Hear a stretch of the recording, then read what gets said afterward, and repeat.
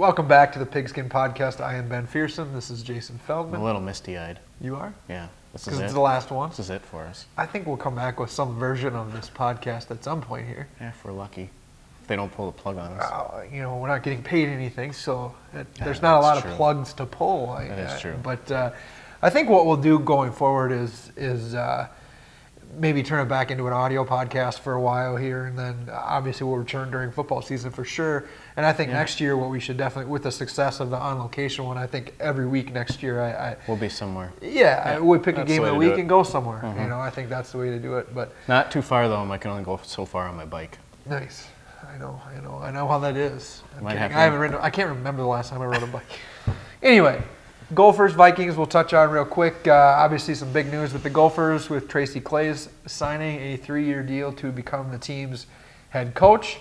Feldy, I'm going to let you go with this one because I don't have anything to say about it. Yeah, it's probably better that you just don't say anything about this. I think you're right. I think at some point maybe they could have determined that he's the right guy for the job. It kind of baffles me with the shape that Jerry Kill left the program in, that it's turned into a job that somebody might want to come in and pick up from there and really run with. And I'm not saying Claeys isn't the guy, but I wish they would have at least gone out and opened it up and taken a look at who might be interested in coming in and taking it over.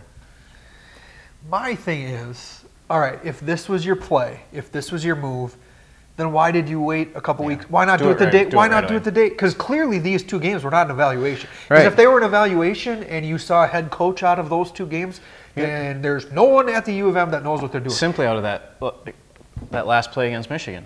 I mean, that's enough right there to at least put a question mark in somebody's mind and say, we got to give this. Better. If we haven't done it yet, we need to watch this guy the rest of the season and see what he can do. And we're talking about a university. Why don't they have an AD right now? Because they didn't properly investigate who they're hiring. It seems to be a pattern up there. Look at all the people resigning. There's so many interim labels up there. It's like they don't have any permanent employees. I think they got backed into a corner by Claeys' comments, by Kill's comments, by everybody's comments. By recruits. By recruits. They got backed into a corner and made the move they felt they had to move. And they were backed into a corner, and they felt their hand was forced, that they needed to do something. But I guess the one silver lining is that the buyout for his contract is super cheap, as far as college buyouts go. So if it doesn't pan, I mean, we could very easily have a coach who took over a program and finishes the year what? How many games he'll coach? 5 games? 5 games? If that, maybe 4. And go 1-5. Right. Could very well be.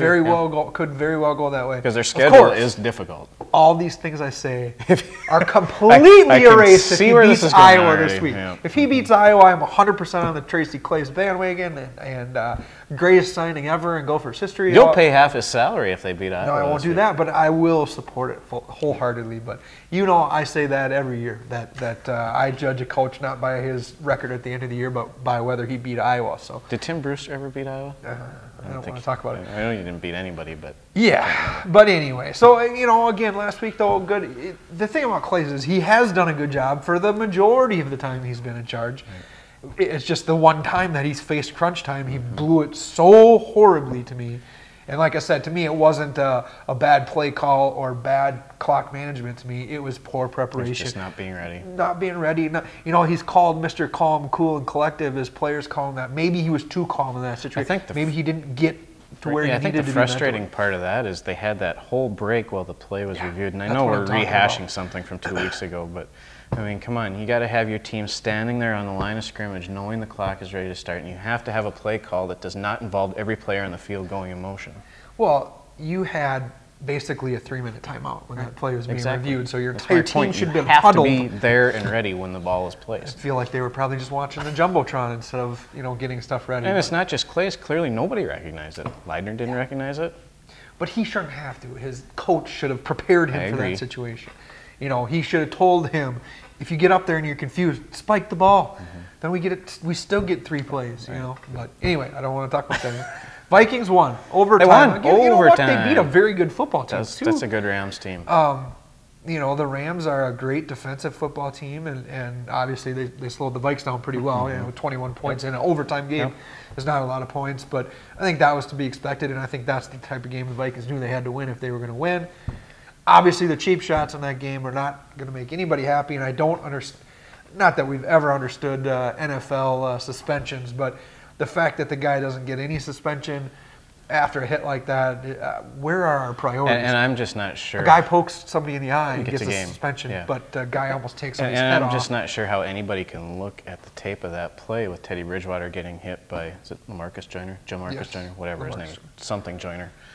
And not see, okay, so he came out after the game, Joyner, and his coach Jeff Fisher, everybody trying to defend him, saying, well, he wasn't sure if Teddy was going to slide, he thought he was going to make another move. Go back and look at the play frame by frame. Teddy started to slide, he took another 2 steps, dove at him, and then he threw his elbow right into his face. I mean, if somebody can't see that, I don't know what's going on in the NFL and how decisions are made, but it seems like things just kind of go week by week, and whatever the commissioner or whoever's in charge feels like doing that particular week. Yeah. Very frustrating. It's a good win. You know, and the thing I've noticed the last 2 weeks here, Adrian Peterson looks like his old self finally. He does. You know, those first few games, now the line wasn't helping him out. Right. And I still don't think the line is helping him out that much, but he's got that edge again, that he's running hard everywhere and smart. The other thing I think we're seeing with him is, you know, we talked about this a lot off camera early in the year, where he would get the ball and he would hop to the right, then he'd hop to the left, and he'd look and try to pick out that perfect hole. Now he's getting the ball and he's got a full head of steam going by the time he gets to the line of scrimmage.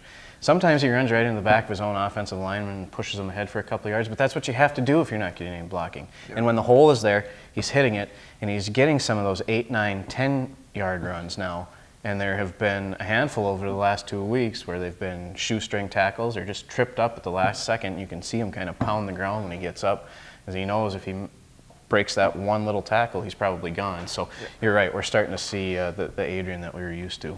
This pass blocking I thought was better last week, better than it has been anyway. So that's a big thing, and sounds like Teddy's doing all right, which is huge because, boy, we need him this week. We sure do that. I think that Raiders team is not as bad as people are acting. Their defense is terrible, but look at that offense, boy, with Amari Cooper and Michael Crabtree. I wouldn't mind having Carr right about now. Have you looked at his numbers? Yeah, 19 touchdowns to 4 interceptions.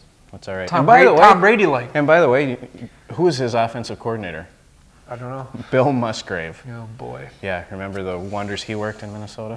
Yeah, that offense, there's not a lot of weak spots in that offense. Thank goodness their defense is horrible. Cooper, which is funny because their defense has some standout guys there at each level. They've got like one stud. It's just not enough now. They gave up 130 more yards to Antonio Brown last week than the Vikings passed for in the entire game. But they also were, in that football game, right? Yeah, right to the end. Yeah. It was a 3-point game. Yeah. So they're never going to be out of a game with that offense. And I feel like with the Vikings now, we talked about these close games, that they're not going to be out of games because of their defense. Yeah. Weird, isn't it? Very weird to say. Very un-Minnesota-like. Very much so. Well, let's move on to the high school let's stuff, do it. Feldy. Is there big games this week? It's a prep bowl. The prep biggest. The biggest. The biggest of the big? Yeah. How are picks going for you? Sold out TCF Bank Stadium. I'm officially clinched. I got to raise the trophy here. I got the trophy for winning the Pick'em again this year. It's our annual award that we give out for the guy who wins the Pick'em. We've engraved my name here. I don't know. I found it in the back here in the storage bin. Some award the Post-Bulletin won. Is that you? No, look. They won like 35 years before I was even born. Are the years that these are engraved? But well, we can't. I just gotta. I gotta thank God. I gotta thank my mom and my wife and son and all that. It's been a great year. For the program. But thank you, Jason, for being so not good at picking football games. But. You don't even know what to say, do you? I'll be back. He didn't know I was going to pull that out.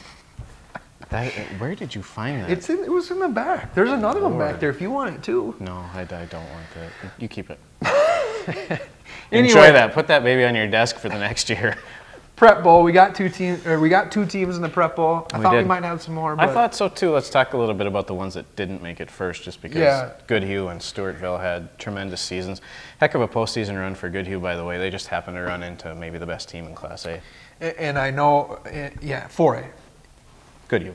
Oh, I thought you were talking about. We'll get to Stewartville. Okay, Let's talk to Goodhue. You know, the Goodhue team. That they were not the most talented team. Right. You know, they weren't the most talented team in their section. You know, they were the 3 seed in that section.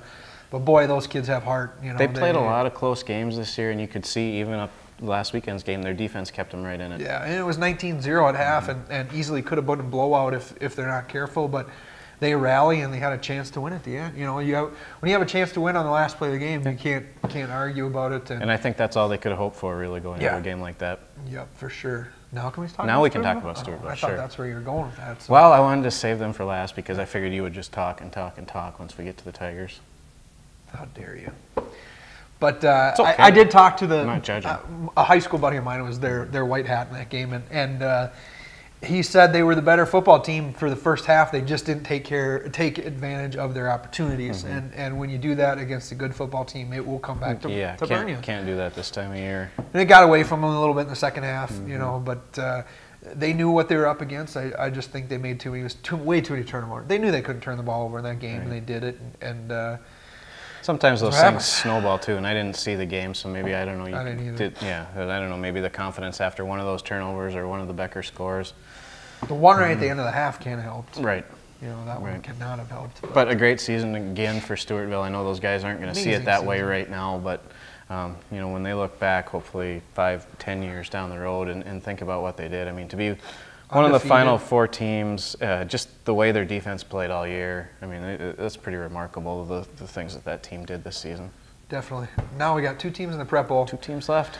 Grand Meadow, they get Underwood, 2 undefeated teams. Caledonia in the AA game gets Pipestone, also undefeated team.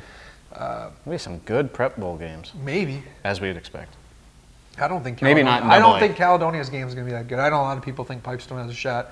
I'm sure Pipestone's ahead of them in the QRF. Most likely. I think everybody is. I'll go with Caledonia huge. Yeah. I don't care. Yeah, you look at the way Owen King moves out there, even in highlights, you know, there's a fluidity there that you don't see at the high school level, especially from a sophomore. I was just going to say, he's a sophomore who already plays like a college quarterback. Yeah. And he's got just a million options to throw to or to hand off to. You know, and we know Caledonia is going to be good from year to year, and you think back to some of the championship teams that they've had that have just pounded the ball and pounded the ball. And then you add a quarterback like him who can, he can throw the ball to 5 or 6 different guys. He spreads it around kind of like Teddy does for the Vikings.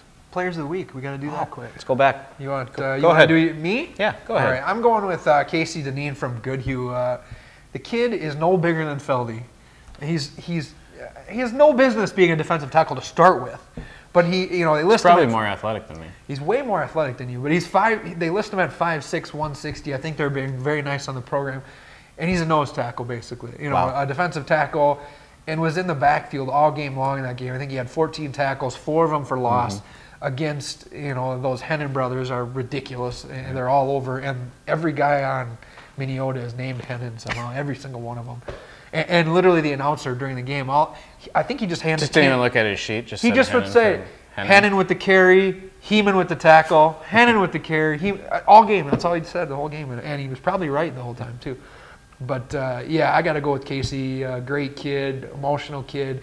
When you got a kid like that, I think it's easy to play hard when you got a kid like that almost the Rudy mentality, the guy who has no business being as good as he is, but he's all heart, and I think he kind of exemplified that Goodhue team this year. And before I get into mine, I think what's great when we see these teams that get to this stage year after year, and I know Goodhue is this way, and Stewartville has become this way too. Next year at this time, we'll be hearing about how they were back in the weight room and already looking forward to next year. Now, after maybe the toughest loss they've ever had to experience. So that's kind of a lesson, I think, for any program out there. You just got to just stick with it, get back at it after the season ends, and start looking forward to next year. So, anyways, my player of the week, yes, player of the week. I was going to say player of the year. We haven't quite got to that, have we? It's not that might be. We don't. Is that a thing? We don't have that, do we? It'd be a hard pick, I tell you what. For the second time, I think this is the second time I've picked him. Christopher Bain from Grand Meadow had an outstanding game on both sides of the ball in their semifinal win. Had 217 total yards of offense, rushing touchdown, receiving touchdown, and he returned an interception for a touchdown as well. So I think maybe sometimes that gets overlooked with Grand Meadow's offense. They can play some defense down there too. Well, when you got them, I'm sure they're all playing both ways. So Kind of like Caledonia. Even though I've essentially clinched because I can, just pick the same as you on these, but let's pick the prep bowls, Feldy. What do you Why think? not? What do you Let's say? do it. All 7 of them? Yep. 9-man starting out. You want to go first? Or I'll give you Eden Prairie in 6A, by the way. Thanks, man. Thanks. But 9-man, Grand Meadow versus Underwood, both 12-0. Who do you got? Grand Meadow, playing with confidence, like always. They just, that's what they do down there. They win this time of year. I'll take the Larks 35-21. 35-20, I'm going. Of course, because they'll be a little bit further apart than Mr. Feldman thinks. Yeah, I think they got their scare last week. I think they were in trouble a little bit in that game to start out, and sometimes that's what they need. Sometimes that's what a team needs. So I got Grand Meadow winning another prep bowl. Class A game is going to be one that I wish I could see. I guess I could watch it. We'll watch it on TV. Minneapolis North, 12-0 versus Minneota, 12-0. You might be a little surprised by this pick, but I'm going Minneapolis North. I think they've got the speed to beat Minneota. Minneota has some speed, but they're more of a power football team. I guarantee Minneapolis North hasn't seen a team like this year. A team that can just run it right. With Minneota, you usually know exactly what's coming. It's just a matter of, can you stop it? And the biggest of the Hennon brothers is a monster, 220, every bit of 220 too. Just a bowling ball, so he'll be tough to stop. But Minneapolis North is very fast. Tyler John, that's a good team. It's a really good football team. I'll go North 35-28. This is one of those that I actually thought you would go the other way, but it didn't really matter to me who you picked here because, I think, like you said, this could be a very good football game. I'm going to go with Minneota until somebody can prove otherwise and beat them. I think it'll be close, but I'll take them 28-27. And they're in their prep bowl for the 3rd straight year. Yep, they've been here. They know what it's about. Last team to beat Minneota? Chatfield. Is that right? Yeah. Okay. Was that during their state championship season? Yep. 2 years ago? 2 years ago. Excellent. Let's double A. Yeah, Caledonia do we even need to talk Pipestone? about it? Well, I don't know. Who are you picking? Pipestone? No, wow. Not going to pick Pipestone. No. Sorry to anyone in Pipestone that might be seeing this. Probably Do you not. know where Pipestone is? I don't know. Okay. It's down in the southwest part of the state. Sure. Sounds good. Let's go with it. Yeah. Either way, I'm picking Caledonia to win. This team is just, we say it every week, but they're just a machine. So I think Caledonia wins, and I think it's not even close. Say 31-10. I think you're being too nice. I think Caledonia rolls again, and I think it's 42-6. I'm pretty sure I say that every week. When Caledonia puts their 7th graders in the 4th quarter, I think their maybe 7th they'll give graders up a are touchdown. good. Their 7th graders are pretty good. But the AAA game, Pierz 12-0 versus Jackson County Central 10-2.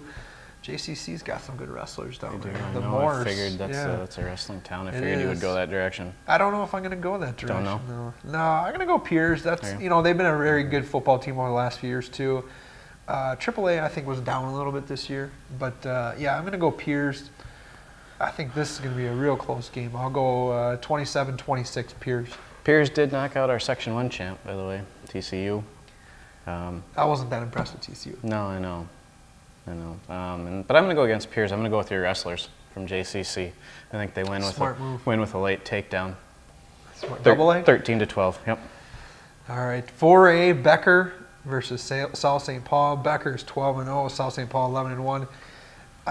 Is it you or me? It's me this time. I think we talked about the experience that Minneota has playing in the prep bowl. Becker has that same thing, and they obviously have a lot of confidence on their side after a big win against Stewartville last week. So I think Becker wins, and I think it's by a couple touchdowns. I think they win 28-14. Yeah, Becker. I just don't think that team's going to be slowed down right now. I got them 35-14. Cool. And the 5A game is an interesting one because St. Michael-Albertville took out Mankato West. So they get St. Thomas Academy. Both teams 11-1. Not a bad game in 5A. I go first here, and I'm going to go with the best wrestling team in the state, St. Michael-Albertville. I'll go with them in a low-scoring, fun game. I'll say 21-13. St. Michael-Albertville winning a state title in wrestling. Oh, and then football too. I wanted to pick STMA just for the simple fact that this isn't the state hockey tournament, the Class A state hockey tournament, even though I know STA moved up. But for the simple fact that I have to try to at least catch you, I'm gonna pick STA 8-7. You can't catch me based on where we're at with the picks right You're now. up by 6, Pherson. There's 7 games this week. I know, but you didn't pick some of these different. We picked Caledonia the same. That's it. Go back and watch the tape. Andrew will tell you. Osseo versus Eastridge in the 6A game. Feldy, you're up. Eastridge, or my buddy Dan Myers will punch me in the face. I've picked against them every week here in the postseason. I'll take Eastridge also. Of course you will. I'm going to punch you in the face. You picked against Grand Meadow? I had to. Did he really? I don't know. Oh. I don't think even you remember. did. What a joker. Anyway, I'm going Eastridge. I think it's going to be a good football game. I think that's another low-scoring football game. Can Andy just edit some of this out? He probably could. 14-13 Eastridge for me. Do you have a score on that one, or do you not care? Sure, 21-20. This is, you can tell it's our last show. We're just kind of packing it in here. Some people are mailing it in here. Well, I can't win. I mean, you got the trophy. What am I supposed to do? What are you going to do? You can get your name engraved in there next year, right next to the I Post-Bulletin 1942. I want that thing sitting right next to your computer for a full year until next fall, so I can use that as motivation. Right. I can look at it every day and think about what could have been. Well, thanks again to Andrew Link. He's been awesome with editing, and he puts more time into this than we do and makes it look pretty every week. So thanks to Andrew, and thanks to everybody who's watched it. We'll come back in some form here. We're probably going to take a week off, and then I think after that, like I said, we'll probably return to the audio version and make it more encompassing, whether it's hockey or wrestling and things like that. And we've asked this a lot, but really, if anybody watching, listening, whatever, if you have any ideas for us, want us to come to your school, want us to talk about anything, or just have any feedback, let us know. We're easy to find. Yeah. Thanks for watching, everybody. Good luck in the Prep Bowl.